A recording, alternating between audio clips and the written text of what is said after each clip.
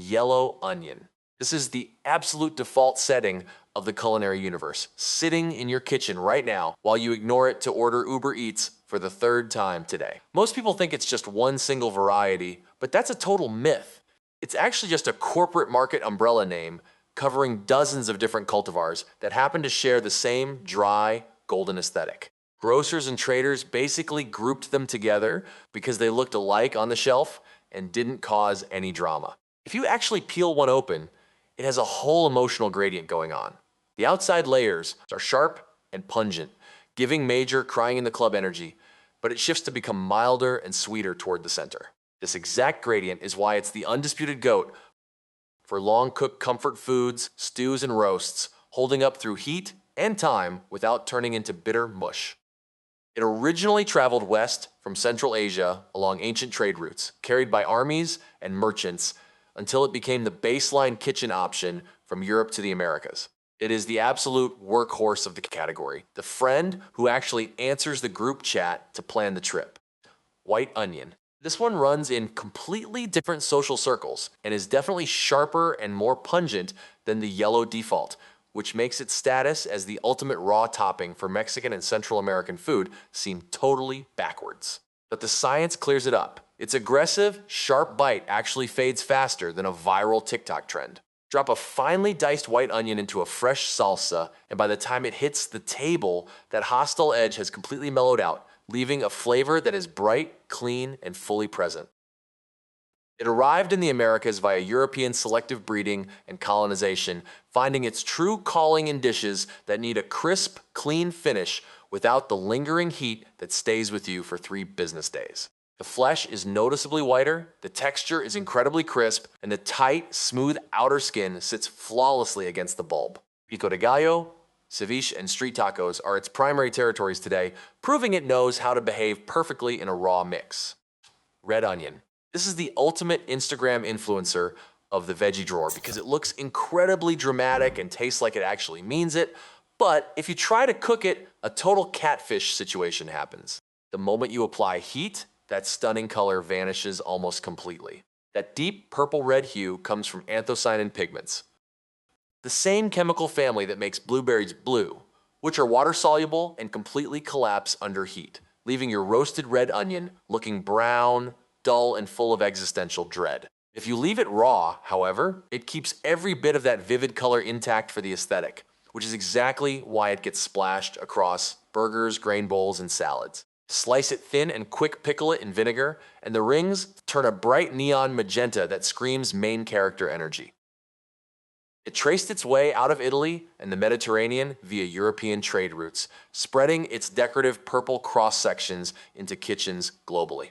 Vidalia onion. This is a legally protected nepo baby whose entire identity is a flex based on geography rather than genetics. If you grow this exact same seed variety outside a strict government-defined zone of 20 counties in Georgia, you get a sharp, ordinary onion that makes you question your life choices. But grow it inside that low-sulfur soil around Toombs County, and the result is something so confusingly sweet that people literally eat slices of it plain like it's a piece of fruit. The sulfur content of the dirt drives the entire vibe. Less sulfur means less of the chemical compound that causes the sharp bite and the eye-watering tears. Local growers worked through the 1980s to get this regional curiosity legally protected, establishing strict gatekeeping rules around who gets to use the label. Flat, pale, and wrapped in a thin, papery skin, they drop for a very short seasonal window every spring, serving sweetness defined entirely by a zip code. Spring onion. This onion is defined entirely by when it gets harvested, though it faces a massive identity crisis because it gets treated as the exact same thing as a green onion on literally every grocery app and farmer's market sign in existence. Botanically, they are close, but definitely not identical. Spring onions have a distinct visible bulb at the base where the white section noticeably swells before the green stalk takes over. Both types are just pulled from the ground early before the plant has time to grow a mature underground bulb, meaning the whole thing is edible and faintly grassy, so you don't waste anything. Cuisines from China, Japan, Korea, and Mexico all landed on them independently through entirely different historical routes, universally realizing they are the ultimate low-effort, high-reward garnish. They are modern staples for ramen toppings, dumpling fillings, and scrambled eggs. Egyptian walking onion.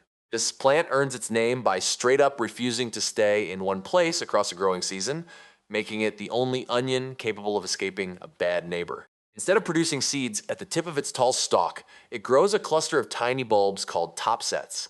And as those top sets gain weight, the stalk bends under the load, tips over slowly, and presses the new small bulbs into the dirt a foot away. The original plant stays put, but the offspring have officially relocated, meaning over a few seasons, a single plant can literally walk across a garden. Despite the name, the Egyptian label is widely disputed among botanists who point towards Central Asia or European kitchen gardens as the true origin. The top sets are fully edible with a strong, scallion-like punch, making them a massive hit in permaculture circles and heirloom seed catalogs. Walla sweet onion. This onion has a protected name and a massive cross-ocean backstory before it ever arrived in Washington state. The seed variety actually started in Corsica, France, and was brought over by a French soldier in the late 19th century, but the valley-specific mix of soil and climate transformed it into a large, round onion with an absurdly high internal moisture content. That intense hydration is the exact source of both its famous sweetness and its tragically short shelf life. While regular onions can sit in your dark pantry for weeks while you ghost your responsibilities, a Walla starts softening almost immediately after harvest because of all that water. They are highly prized precisely because they are a limited edition temporary drop, available for a short summer window at premium grocers and Pacific Northwest restaurants.